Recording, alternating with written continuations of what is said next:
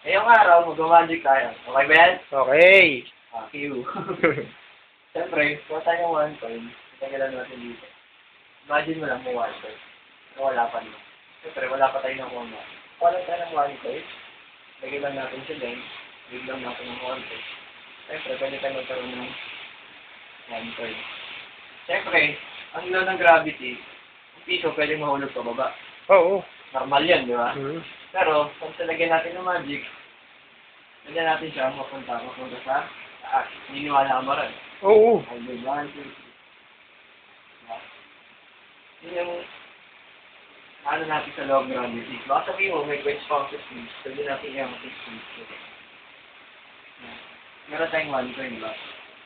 Yung 1 coin, kung nilagay mo siya dyan, asan yung 1 coin? Yung dyan. Wala mang nandito, di ba?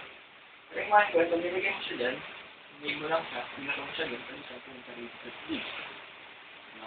At ulitin natin, nilagay mo lang siya dyan, pamo lang, patong siya dyan, kasi siya pumunta dito sa sleeves. Walang kung bakit, di ba?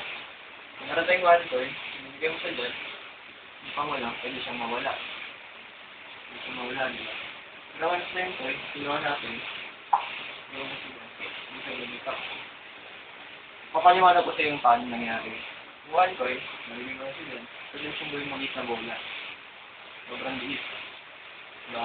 Kasi pag ginawa mo siya, pwede siya ere, pwede siya mawala sa kamay mo. Ginawa mo siya, pwede siyang bumalik. Nagkaroon kung bakit. Yung last coin, pag ginawa natin, natin doon, pwede na siyang mag-bunch. Thank you so much.